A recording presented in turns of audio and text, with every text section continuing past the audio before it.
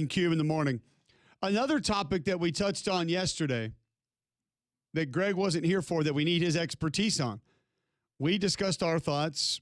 We heard opinions from others on it. Callers gave us some actually very intriguing insight, things that we were not aware of how this game will now be viewed. But Greg, here at 8 a.m., Friday, August 21st, you can listen online, jocksfm.com. The app is in your app store. You can watch us live on YouTube. Search Jocks945. Set your home smart speaker to enable the Jock skill. I need to know your thoughts. Third Saturday in October. Yes. Tennessee, Bama. Yes. Orange jerseys, crimson jerseys. Are you for it? Absolutely, 100%. Lock it in. Are you anti? No, I love it. I think it's gonna be awesome. I wish we did it in every rivalry game. Like if the colors aren't close. I was going to say there are recommending, a few that might not work. I'm not recommending Georgia and Bama wearing their crimson and red jerseys. I don't think that's a good idea. Alabama and Oklahoma, crimson. Yeah, I don't think that's a good idea either. I mean, like having to determine who I'm throwing to based on the Sooners across the front, not great. But to me, if I'm Texas and Oklahoma, I'd wear home jerseys. A&M, Mississippi State, both home jerseys. Now that could get interesting. No, I think all rivalry games in which the colors are not close, I would love to see this universally incorporated. I love to see Auburn wearing navy, Bama wearing crimson every time they play. I'd like to see Florida wearing blue, Florida State wearing scarlet. I think that'd be amazing. I'd love to see Michigan, South Carolina, Clemson. South Carolina changes their home jersey so often. I don't know what color they go with. You could go a couple of different ways. Well, I think you would. Well, I think you would have to go with garnet. Yeah, but especially if you went garnet and Clemson could go purple or orange, either one would be pretty cool. Now, the only one I might push back on is Texas against Texas A&M because I just like Texas's icy whites. Road jerseys. They're the best. They're the best road jerseys in my opinion in college football. So, those are that to me makes sense. SC Notre Dame, they should both wear when they play. Hoping they do. When they play, they should wear their home jerseys. Like, I wish this was universally accepted. It's just the colors are too cool. The fact that there was one game a year that did this and it was SC and UCLA, now it's taken this long to kind of get back to doing this across the board, man. Like, I think it's awesome. I'm glad they kept that when they went to the Big Ten. Like, they still let them do that. It's cool. Because they could have easily been like, no, these are our rules. No, they let them keep doing that. So that's great to see. Speaking of uniforms, a couple teams unveiled some new unis yesterday. You see these Missouri throwback uniforms? You sent them to me earlier. These are going to be clean. This is a win. Some of these that we've shown this offseason have not really been a win. This absolutely is. The Tennessee Smoky Grays are out. Now, I will say this similar to the A&M uniforms from when they released those last week. Like, I love the thought. Mm-hmm. I completely respect it. I've had this conversation. I'm reading a book right now on General Nealon, and I don't think we talk about him enough. You dive into the things he accomplished, it is unreal what he did as the Tennessee head football coach. And he is not mentioned with, I don't even think, obviously Bryant kind of stands alone with Saban, I think. But like, I feel like sometimes he's not even mentioned with Vince Dooley and Pat Dye and some, like, he should be miles ahead of those. And he's not talked about that way, and he should be. So honoring him, I think, is incredible. But I've said it before, and I'm going to say it again. And I'm sorry if I hurt people's feelings on this. Oh, boy. Here we go. You cannot recreate a leather helmet with a modern-day helmet. Stop trying to do it. It has never looked good. No one's has been cool. A&M tried it. Illinois. Beyond dumb. Illinois did it. Ridiculous. You love Illinois. Don't do it. Don't try to make a real helmet into a leather helmet. It's dumb. It's stupid. Nobody's trying to make aluminum bats look like wood. You could. Stop doing it. You could make a Guardian cap look like a leather helmet. It'd be more realistic looking. If you wanted to do that, you know what? Make a leather Guardian helmet. Just make it out of leather. I don't know. Hides are expensive now. It's fair, but It's football. It's worth it. Just, I love some of the minor detail that they threw on this, like the stadium around the sleeves. I love the old UT. It looks super cool. They did some awesome things with it. The retro cleats are amazing. But stop trying to do the leather helmet on real helmets, man. Like, it's never been a good look. Not one single time. Didn't the Packers do it one year in the Thanksgiving game? I'm almost positive they did. And it was just as dumb there in the NFL. It's stupid. It's way Don't dumber. do it. It's way dumber in the NFL than college. The only place it's not dumb is when you're wearing a real leather helmet. There, it's not stupid. Otherwise, it is ridiculous. First off, those didn't have face masks. So if you're going to do it, take your face mask off. Makes sense to me. I'm sure the refs would allow that. And then you would need to call Family Care Dental because you'd have your teeth knocked out. Well, the urgent care officer can be seen the same day. Several locations to make it easy on you. Emergency care is available. So in the event in which you try to play a football game without a face mask, they can get you in the same day. They can get you taken care of. They're accepting patients of all ages, and most insurance plans are accepted as well. They're located in Hoover, Homewood, Alabaster, Fultondale, and Trussville. Give them a call for an appointment, 874-9605. That's Family Care Dental, 874-9605. Damien, your thoughts on fake leather helmets? I mean, it's different. It's hard to pull off, but John, has it ever looked good? Maybe once. Which one? Was it Illinois? No, Illinois was awful. Or was it the Packers? Someone I felt like did, and I was like, all right, the helmet's okay. I remember the whole uniform not looking great. But I was like, all right, I see what you're doing with the fake leather helmet on a real helmet. Didn't the Giants do it one I time? don't mind the leather helmet thing as much because I just acknowledge it as dumb. As long as you can do that, then Like, you're I'm good. good You don't with have to be bothered of it, but it just doesn't call it what bother it me is. a Stupid. lick. Like, to me, what frustrates me is when you are the Packers and you're honestly showing up at a game wearing uniforms. Actually, I take that back. It was the Jets. The Jets showed up in their throwback uniforms that were the colors of the Minnesota Vikings. No, there's been a few of those in the NFL where the whole uniform. I think the Giants had one of those. I think one so, year when too. it was like super Like, retro, and you're like, hold on, those aren't even your colors. Those aren't the colors. Like, that's what drives me insane. Is like, I don't mind if you're Illinois and you want to go with some throwbacks. That's cool. I'm good with that. Like, just make sure you're wearing your colors so I know who I'm watching. Like, that's my biggest thing. Like, remember when Wisconsin did this a few years ago? I think they might have had a leather helmet game. And they had the big W in the front. At least I knew that was Wisconsin. Mm-hmm. Like, there was no mistaking that was Wisconsin. So I'm good. If you want to do something dumb with your helmet, I'm good with that. That's your choice. By the way, just make sure your colors are still the same on your jersey so I know what I'm looking at. I had never shopped this before. You can get some pretty incredible retro leather helmets online for not very much money. How much? 125, 170, 25, just depends. But like, look at this deal. $25? Right here. Look at this deal. What was happening right here? Wow. That's actually what they make the kids wear. That's like Lando Calrissian's helmet when he was playing football. Ooh, that does look like Lando Calrissian. That's a good call. I also think that's like what the kids wear when they're doing T-ball because they don't want to get hit in the face by their own bat or something. Like, why are we putting the masks on $140 T-ball? You can get a retro Michigan leather helmet. That's a lot. That's pretty sweet right there. That's a lot. Or you could just play in that game in Atlanta every year and keep collecting them. But you can go get basically those that they have. I just had never thought you could purchase one. I was trying to shop or trying to go look at pictures of ones that they had worn in games. But I mean, $43, $189 for some of these is pretty sweet. Look at this. Here, this is for you right here.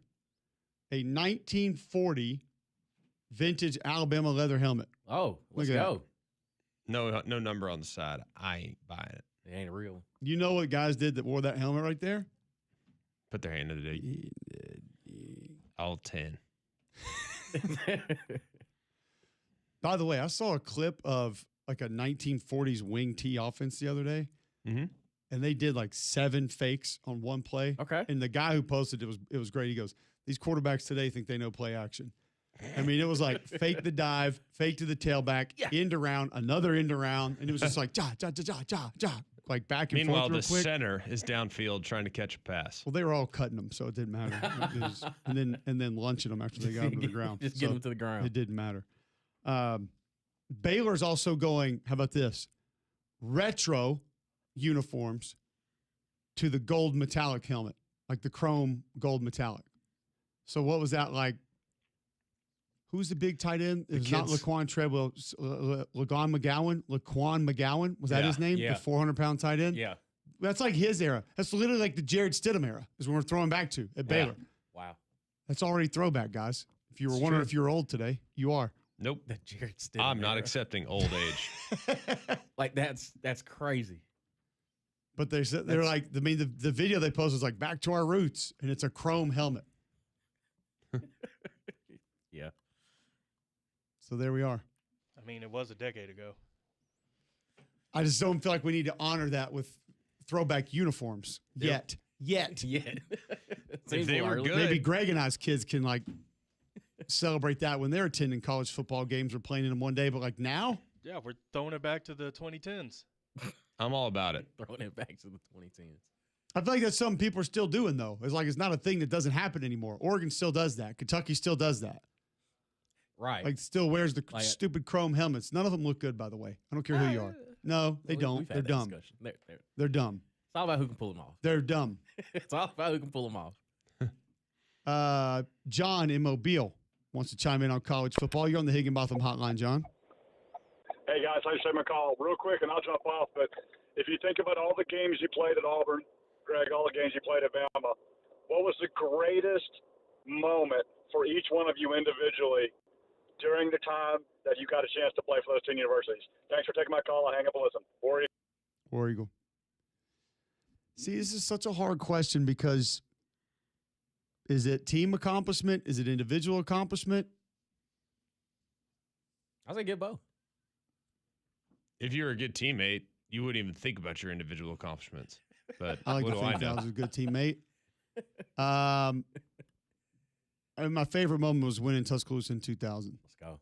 I'll still say it can't be my favorite moment because we lost the game, but the coolest moment for me playing at Auburn was playing in the last Iron Bowl at Legion Field because I grew up going to games there.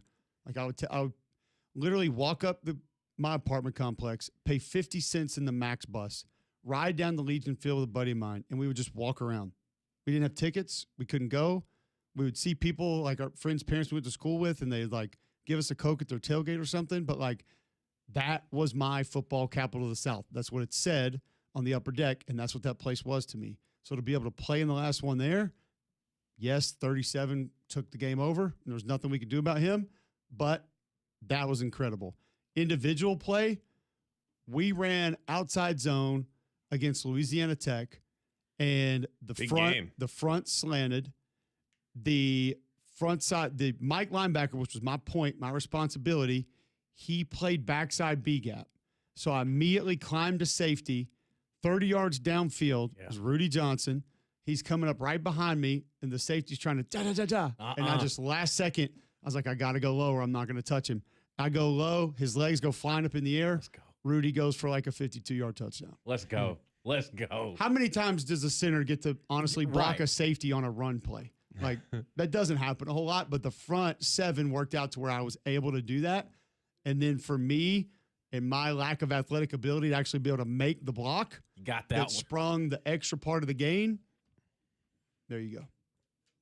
Love that. Now you can tell us about all your SEC championship game runs and national championships that you won. No, I mean, my go for it. best moment as a team was winning the SEC championship in 2009. Everyone says, oh, national championship against Texas. No, that wasn't it. It was beating Florida. It's because you didn't have better stats like you did in the SEC championship. No, game. because Texas wasn't a rival. Like Texas wasn't our white whale. Like Florida was the team that beat us the year before. That was the one that we really, really wanted. We felt like the national championship was a formality after that, to be honest with you. It's like the national championship was more of a relief. The SEC championship was more of a celebration. If that makes sense to anybody else. I think that was for almost all of us. Like Florida was a bigger deal to us. They were the number one team in the country. and we just badly wanted to beat them for 12 months, and like our entire offseason was dedicated to doing more to beat Florida. We never once talked about Texas. So the 12-month build up to that game and the release after that game in victory was more gratifying than the 4-week build up to Texas and the release after that game. You know, I don't know why. I don't really know how else to describe it that way, but that's just the way it was. And then my favorite individual moment was actually when I was a backup quarterback, came off the bench against Auburn or the 34-yard line. It was 3rd and 3. They called a short, short little Y option route. So you would basically throw a little 6-yard gain and get the first down and kneel on it and game set match. We win 29-0. Instead, I'm like, that's it. I'm going for the jugular. And I threw a deep ball to Mays and hit it for a touchdown. Have we talked about this What's that? on this show? Have we talked about that play? So somewhere out there Mm-hmm. in the archives of life, Mm-hmm. there is a Comcast Sports Southeast broadcast Yeah. with Chris Stewart, Mm-hmm. Tyler Watts, And Cole and Q. myself Let's go. of that play. Let's go. Oh, yeah. In 08? And the best part about that is when it happened, and I will forever hate him for this moment. Tyler Watts says, so-and-so, Mays down the sign catches it. How about it, Cole? And I'm like, I got nothing. I think I just didn't say anything. I'm just sitting there, just death stare. Like, Yeah. you knew better than to do that right there. Oh, that's awesome. What do you want me to say? It was dirty. It was. It was. It was absolutely dirty. I think I may have talked about your lack of class on that play. It was 100% warranted, too. It was 100% warranted. Just Tommy gave us the thumb. It was the one, like, it was was the personal. one. Tommy gave us fear It the thumb. was- He deserved In it. all seriousness, it was like the one play in my career after the fact where I was like, Dang. that was. I got to messed- go find was- that. I think was I messed- have the That was messed up. John. If I had the DVD, and I'm serious, I think I have a DVD of that game. Could we? How would we even rip the audio from it? Do the new PlayStations even play DVDs anymore? I don't even know. I don't have one, so I don't know. Well, wait, we have one in the arcade, right? No, I've been waiting on that one for a while. No. I think Tim's have gotten tight. I think that one's gone. Even if we put it in there, we can't play that in here. But is there a way for you to play it somewhere and get the audio and play it here? I don't think any of our, well, maybe some of our computers actually have Yeah, like CD-ROM trays. Most of them are just a tiny box with a couple of plugs. You can't even put a. Man, times have See, changed. yeah. yeah, technology Times changed. have man. You really changed. think I about mean, it, your though, laptop like, doesn't have a CD-ROM, does it? Seriously? Does it? No. No, it doesn't even have USB. Right. So, So, I'm yeah, trying to play like, DVD. It doesn't even have CD-ROM. you yeah. really think about it, though, like, seriously, think about the risk of that play. I missed that throw and we don't score a touchdown. Oh, you. I am getting killed on the sideline. Cooked. I'm surprised you Killed. didn't anyway. Killed. No, I've I told made you the throw. story about Pavia can't when be I did a mad New at me. Mexico State game. No. And they were up like 21 points, and it was the battle for the brass platoon. It was a rivalry game, and he goes out there, and I mean, it's like 3.5 minutes left, and you see him checking at the line of scrimmage, and they had been milking the clock, and he Yeah. checks, and he looks over to his receiver and taps his helmet and throws a fade. And Jerry Kill, we kept the camera on. I hit my producer and I said, "Do not take the camera off Jerry Kill right now." And he rode him for like 40 straight seconds all the way to the bench. And Pavia's just smiling the entire time. They completed it. Yeah. Yeah. Well, And Kill's just all over him. that's wild. It was the exact same thing. And I'm surprised he didn't jump you anyway. He didn't get Honest. me. No, I threw a good ball. It was a good read. It was like technically, like by the letter of the law, like you get pressed man, that's a one-on-one. You can That's a take a check? shot. Okay. Like you Yeah. can take it. Like it's a take it go. Like you can take it. So basically, you did your job. I did what I was supposed to do, but not what the situation asked Correct. for. So, and the best part about it is I was at Manning camp the following year, and we're all having the welcome reception. Everybody's there. The coaches are there. All the quarterbacks are there, and Tommy Tuberville was there. And Coach and I had a good relationship. We really did. And at that point, he legit looked at me and said, "You're the guy that got me fired." like verbatim, like you're the guy that got me fired. I was like, Coach, I promise you, I didn't do it. He goes, oh, it's okay, son. It was a long time coming. I was like, oh, I appreciate it. Like, he was fine, and we have had a great relationship ever since. I love Coach, and we'll always appreciate the way he handled that. But it was funny. Flat Did out he talk said, to you about the swamp?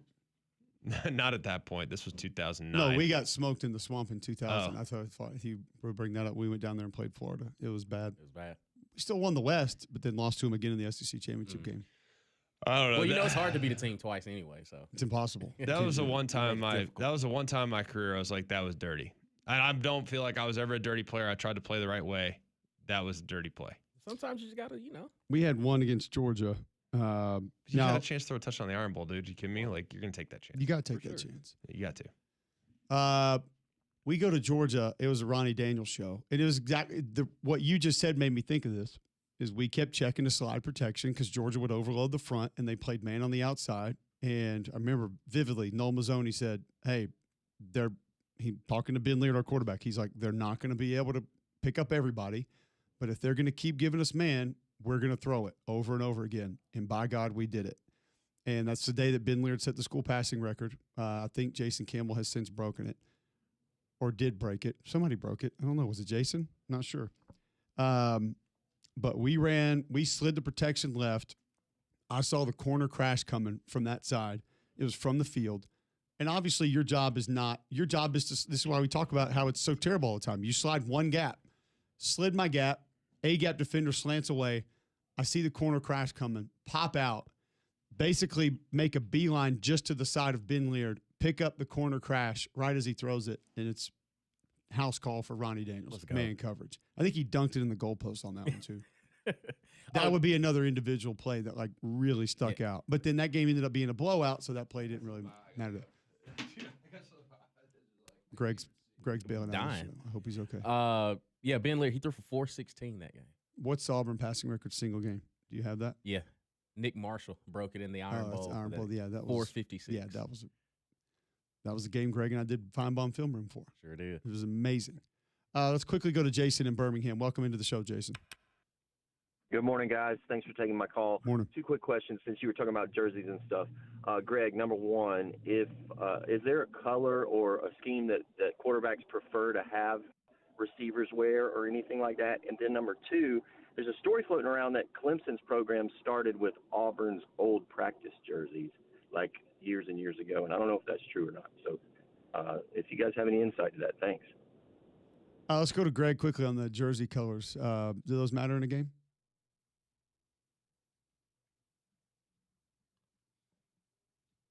We lost Greg. He stepped out. We'll ask him when he comes back. I have heard a similar rumor to that. I don't have that confirmed, and I don't know if that story's real or not. We'll try to do some research during the break and discuss it next on Jocks.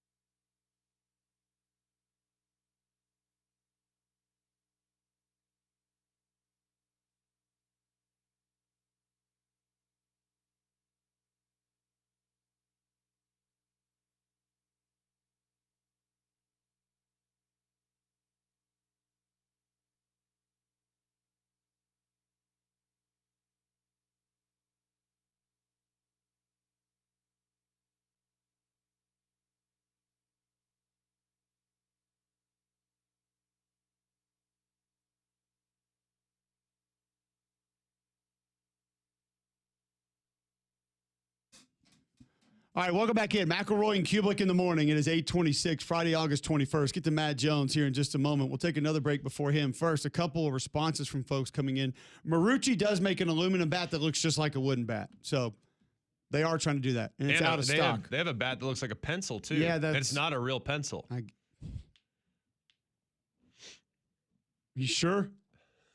You can't unscrew the I'm being honest with you, knob I've and never take a tried. Scantron test? I've never tried, but I don't think it can be used on paper. Jolly tweets in, yep, Echo Cubic. You want a leather football helmet? Look, just wear the damn thing. Stop painting them helmets. Lame. I agree. Duran in Tennessee tweets in, Cole, I love the center talk. Why does Greg always hate on the center position? That's just his nature. I've never hated on the center position. It's in his DNA. He hates on all O-line. No, Let's not get it confused that Greg only hates centers. It's all 5 of them that he hates. I just hate them when they're bad. I don't hate them, and I don't hate them generally. He's willing to buy him for his son. Until that happens, he's gonna love them then. I'd love O-line. Always have.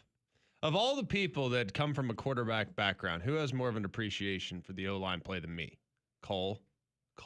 Jared Lorenzen. Stop it. B Stone tweets in, how would y'all rate Caden Proctor's Alabama career, 1 through 5? 1. So 1's the best? I would need, just like PFF, I need an explanation on your scale. I don't understand the question. Right. What could have / should have versus what was, I would say is very disappointing. True or false? True. Okay. Could have been far outweigh worse. Did that make sense? Yes. Yeah, I get what you're saying. I get it. Yeah. Okay. We always appreciate you guys being a part of the show. At Mac and Cube is where you can tweet in. JD tweets in, speaking of Auburn, Florida, the two have only played 2 times since 2010, and Florida hasn't made the trip to Auburn since 2011. Well, that changes this year, baby. That's a big game. Oh, yeah. Regardless of what some people in the media will try to tell you, I do think that's a big game. Well, people in the media are trying to. There was a downplay it. conversation going on social media last week that only Florida and Auburn fans would care about that game. To which I think those are 2 teams that have a chance to extend past expectations this year. And if they are both undefeated when that game arrives, the winner of that game could propel themselves with a ton of momentum. Auburn's going to need that game going into their October. Their October's filthy. But Florida gets that game at Auburn, and they would be, 4-0 at that point? Then I think you will be sitting here having some real conversations about Florida. Yeah. And what they might be capable of, and could they be a disruptor in the Southeastern Conference? For sure. Now, it's not that Auburn couldn't, even if they lose that game, so I still think they would have capabilities to knock someone off, but not to truly be in the conference championship or playoff contention. I don't think so at that point. Too many other difficult games on the schedule. I think. But also, as a fan of college football, I'm sorry to interrupt you. Yeah, you wouldn't be interested in that game? It's a both and conversation. Both. Could that game, when we fast forward to November 25th, would that game be one that we're talking about? Maybe not. Doesn't mean it's not one that you're looking forward to right now. It's fair. I mean, I don't think we know what games are going to matter. Frankly, I think we have an idea, assuming chalk flies. I can tell you the most important games on the schedule this year, but I don't know that for certain. How many people would have told you that SMU Miami was an enormous game last year? How many people would have told you that, oh goodness, let's just say, I'm trying to think of a random one that actually ended up mattering a lot. Texas, Florida. But those are 2 big brands. I mean, What about Florida Ole Miss a couple years ago when Dart and those boys went down to Gainesville? How about Kentucky Ole Miss a couple years ago? Yep. Yeah. I mean, there's always games. That's a great one because it was early in the season. You were on that week game, 4. right? Yeah, it was and week 4. I guarantee you the same things. Only Kentucky and Ole Miss fans care about this game. Yeah. I mean, it's you never know. You don't know what I think that game matters a lot to the fans for sure, and does not matter as much to the national audience until it does. Like, I think that makes perfect sense to frame it that way. It matters because of the coaching dynamic to the fans. Speaking of Kentucky, we'll talk to Matt Jones about where they are in camp currently next on Jocks.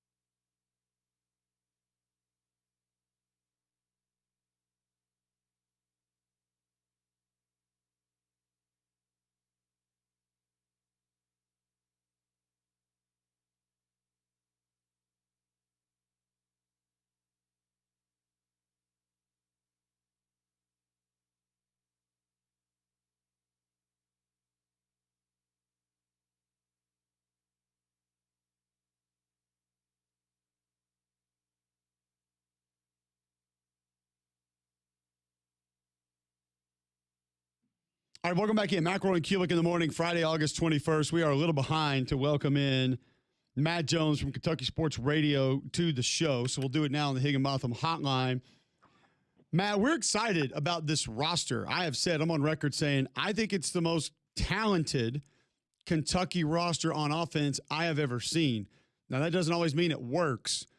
What are some of what you're hearing about the offense in fall camp, about its capabilities so far? Where are they? Position battles? Just where is this thing as we stand here today? Because I feel like this is one of the teams in the league that it's hardest to pinpoint what we're exactly going to get this fall. I think that's a good read. You're spoken like a true offensive lineman because I think the Kentucky strength on offense is on the offensive line. 4 guys brought in, 3 of which were top 20 in the portal of offensive linemen, including the number 1 ranked one. I think that was Will Stein. Will Stein had 2 objectives in the portal: get a quarterback he was confident in. He stole Kenny Minchie from Nebraska, and then offensive line. And they went and got the Baylor center. They got Hurd, and I think they feel really good about it. They love C.J. Baxter at running back. They love their tight ends. The question is the receivers. I don't think they feel like they have a lot of game-changing receivers, maybe any. and then one potential guy that they had, Hardley Gilmore, got kicked off the team again. So I think that's going to be the issue if they can find a couple of receivers that work in Will Stein's system. But otherwise on offense, I think it's a loaded group, and Kentucky's going to surprise people by the points they score. The question is if they're going to be able to stop anybody on the other side. How would you assess the defense then? If you're concerned about that group across the board, they've put a ton of money into their offensive weaponry. They've done a good job of addressing the offensive line. It seems like all their resources went to the offense. Is that accurate? I think that's totally accurate. I mean, they got a big decision coming maybe this afternoon here in Kentucky with a judge. Although it doesn't directly affect him, I think it will affect whether UK believes he will play, which is Alex Afari, a fifth year that might come back. And of course, they're waiting on that Colorado case as well, because that really changes the look of the Kentucky defense. I think the secondary for Kentucky, pretty solid. They got Ty Bryant back, who's a really good player. I think they're worried about getting to the quarterback. They don't have a lot of options. The Gardner-Webb kid was just ruled ineligible by the NCAA. That was a kid that I think they had thought would start. So I'm concerned about their defense. But with that said, you know, as much as I did genuinely like Mark Stoops and thought he did a great job, he played a certain style of football that when you were bad, which they were the last couple of years, could be really boring to watch. Even when they were good, sometimes it could be boring. I think people are excited. This is a program that still in its blood has the Hal Mummy era. And even though Will Stein's different than that, the idea of having an explosive offense gets people excited. And the other thing that gets them excited is they have home games against teams with huge names that people think if things got connected, they'd have a shot at. They've got Alabama here. They've got LSU here. They've got Florida here and Tennessee here. And there's a sense from a lot of people of we're going to steal a couple of those, and that's what I think people are really, really excited about. We all think quarterback is probably fine and not going to be really debated. However, what are some of the position battles that maybe are not set as of now that you're kind of most looking forward to? Well, receiver's the big one for me. I mean, there are 10 guys there, none of whom Kentucky fans know, any. And I, you know, you would know as much about the names on the list as I do. We don't know any of the players really. DJ Miller is the only one with some Kentucky experience. So I think there is a question mark of who develops there. And then who comes up behind C.J. Baxter at the running back position. That's really where I've seen the most chatter. But Kenny Minchie, Willie Rodriguez, and that offensive line are going to be, and Baxter are going to be sort of the stalwarts of the offense. But, you know, I will say this, and I hadn't been around Will Stein since he was at U of L as a player. I knew him then. But the confidence this group has. I mean, I'll just tell you, just talk about week 2 there against Alabama. I'm not predicting they're going to win. There are other people that have done that. But I will tell you, this coaching staff is as excited about that game and what it can mean for the program. I think they look at it and say, Greg, are you on that game? That's your game, right? 3:30? Yes. So, I mean, you may not think they have a chance. No, I think it's a dangerous game for sure. Matt Jones breaking news on the show today. I think there's a belief, really, that, Ohio State, Texas follows it. There's going to be a national audience. You get big-time Greg McElroy, number 2 group in the booth, and there is a sense around the staff that this is our chance to introduce Kentucky football, the new era, to the nation. And that confidence has been really exciting to watch from the outside. It's understandable. If I were them, I'd go all in on that game. I do worry maybe a little bit about lose that game and things fall apart as a result of how much stock you put into it. That's the only thing that scares me about making a game a quote-unquote the Super Bowl, right? But I get that, but also, like, I mean, what at Texas A&M the next week? So that's true. That. But hear me out for a second. It's like you make one game your Super Bowl, that's fine. Let's say you lose close. Maybe it's a more competitive game you anticipate, whatever it might be. However the outcome plays out, it's beside the point. What are the realistic expectations for Kentucky this year? Like, because that's where I think they're better than what most people are projecting. People are saying they're a 4-8 team. I don't see them that way. I think they could definitely get to 6.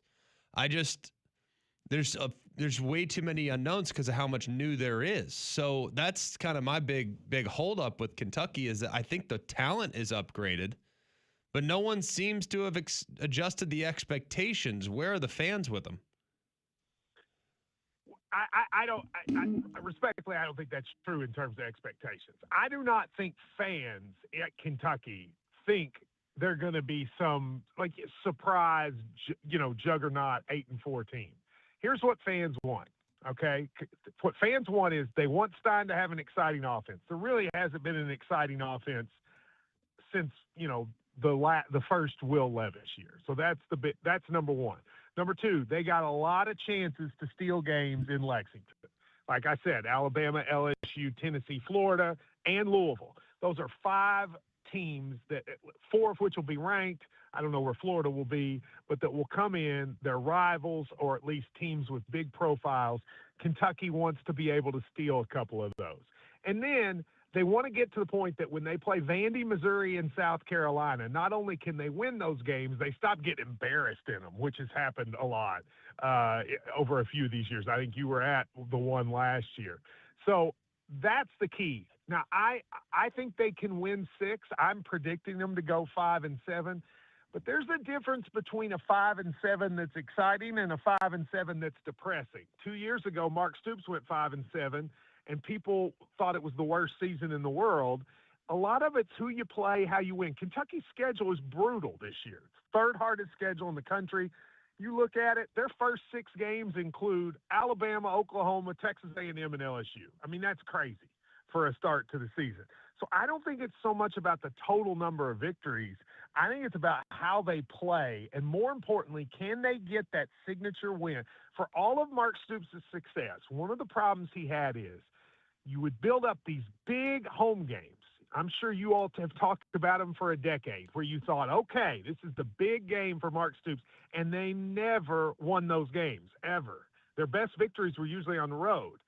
If Will Stein can win one of those big home games, I think it buys the fan base in for the future. And then I think that fans look at starting next year is really judging the team. That's all great points. Just appreciate your input on camp, where it is, some of the position battles, and we'll be watching. Appreciate the time, Matt. Let's catch up again soon. Thank you, guys. Matt Jones, Kentucky Sports Radio, ESPN Radio, joining us on the Higginbotham Hotline. He seems a little more optimistic than we do. Not that we don't like the direction, not that we don't like Will Stein. We like where the roster is, but because of so many unknowns, Greg, I think it's completely different new offense. Quarterback that has, 21 career passing attempts? There's just still a lot new there to have that kind of optimism that some of those home games legitimately could be upset opportunities. Anything can happen, but with that kind of confidence on it, just feels like there's not a lot of people out there that share that with Matt right now. Well, my biggest thing is it's not like you can have optimism, but it's and I think they're gonna be better.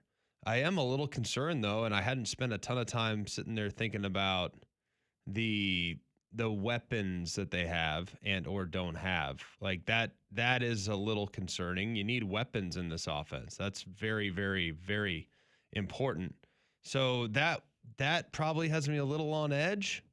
I don't know if it does for you, but that's something that I'd be paying close attention to. If for whatever reason the weapons aren't what you think or what you want, is that something that could maybe hinder the explosiveness that in turn would eventually have this group maybe not playing as the dangerous style football that we think they can play? Yeah, and two, then you start talking about numbers, right? So Harley Gilmore out.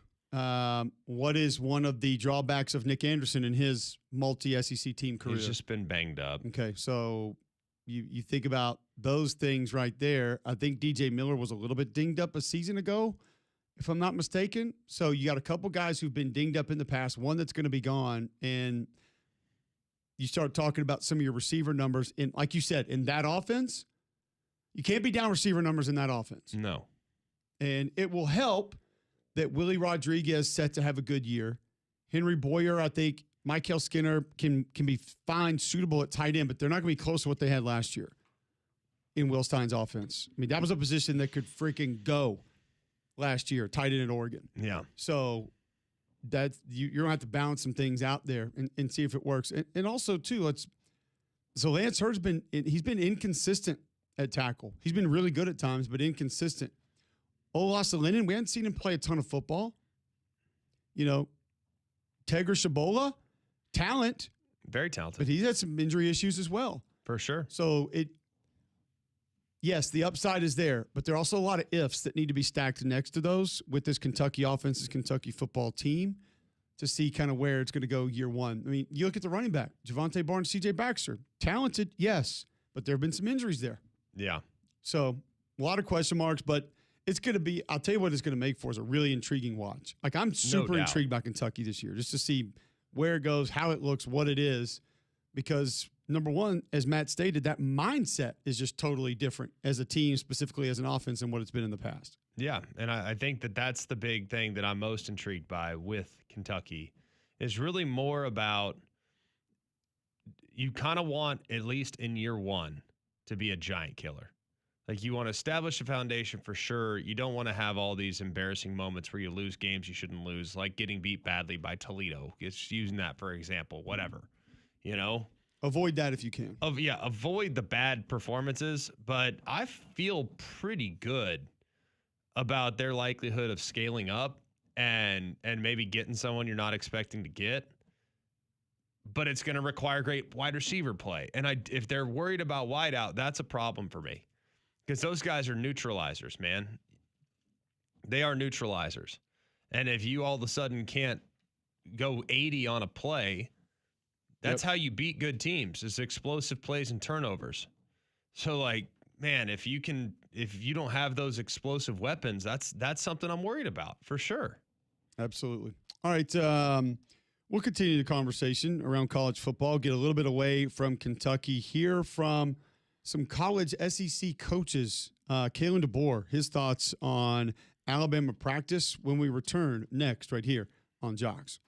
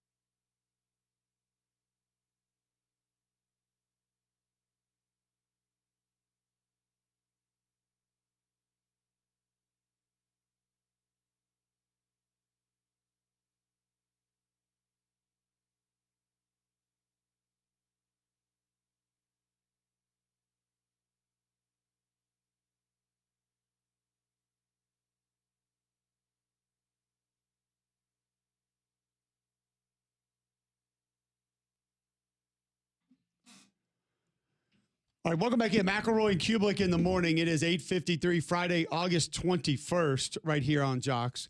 Jolly tweets into the show, hey, Echo Kublik, do we know if Greg ever took his O-line out for dinner? Maybe some isotoners, beets, or was it like some M&Ms here or there? Of course, I we went actually to know dinner. Greg took his offensive line out to dinner because it was on some show on ESPN one time. Of course, we took him to dinner. And I remember thinking, you took your offensive line to Baumhauer's. Yeah. And I remember thinking, he's doing this for the cameras. No. This is 100% for TV. No, that was a real He's thing. Never done this. No, it was a real thing. That was just my pessimistic brain back then. And maybe it's because Ben Lear never took us to dinner. But we were also broke. It's like $240. It was Whoa. like my whole summer check. I was going to say that would have hurt me bad back then. When I was in college, $240 would have been. We had to call a mom, a call a dad, like that'd have. Oh yeah, no, Dad helped with that one That would have been tough for sure. for me. Dad helped. Yeah. I didn't have that much money, so my college. I think our scholarship check in the summer was like $1,400, like thereabouts.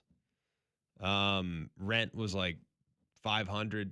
It wasn't very much, and the rest of it went to living because you didn't even have food in the summer, if I don't recall. I don't even think the train table Wasn't open. So your scholarship your scholarship check wasn't more, but you got per diem. Correct. That's the way it was for us. Yeah. So Sewell Hall would be closed X amount of days a week. I think it was closed on the weekends. Yeah. And it was maybe either just breakfast and dinner or lunch and dinner weekdays. So that was a lot of meals that were gone. So they give you per diem, which was awesome because you got an envelope of cash. But then, most of us being dumb would go out and go spend a lot of it, and then it was gone. So, and I never had a lot because as soon as I got my scholarship check at the beginning of the semester or quarter, I would pay the next 3 months' rent because I knew I wanted to have that taken care of. Yes. So like you just said, mine I think was like the $1,200-1,300 range. My rent was a little less than yours. So we're down to like $400 or $500 for 3 months. Yeah. And you just Survive gotta in make advance. this work. You got to make it work. Okay. A lot of Firehouse subs. I've told the Subway story before. They had 2 for $1 footlong coupon in the Auburn Plainsman, and we would pick up stacks of them and then just cut them out. Yep. That was it. So we did we the got to the same point where the exact guy thing. at the Subway was like, we know. You don't even have to give us the coupon, dude. Like, we get it. We're good. You got them. Yeah. It's fine. We're good. You got all those. Here's your 2 grilled chicken subs with bacon. Yep. That It was was extra it. 50 cents for bacon, too. Like, that made a difference. I didn't get bacon. Add it up. Nope. No bacon. My how times have changed. I had about $20 a day to spend on food. So Quiznos was right next door to the apartment. Did you really, schedule it out? No, but I just knew that I was going to eat. That's- My meal was okay, going that's to be what it's gonna about $10. cost. Right, yeah. $10 for a meal. And summer was hard, too, because that's when we had the most downtime. Correct. So you didn't. We did go to buddies' houses on the weekends, which is helpful. That So would help you'd a lot, go, yeah. you go to your buddy's house, and their parents would, grill or whatever it was. So we did that a lot. Spent decent amount of time at Homewood, frankly. Yeah. We'd have times too, where people's parents would come in town and they'd cook out at their house. They'd and you'd take be us like, to yes. dinner. It was like the best thing ever. It's like, hey, mom's coming to town. Do you want to go? Where do you want to go? And I was like, oh gosh. The only thing I've eaten the last month is hooligans. So let's go to Mugshots. Have a nice meal. Outback was way Outback, upscale yeah, for us I back in love the day. it. Yes. One more hour to go next on Jock.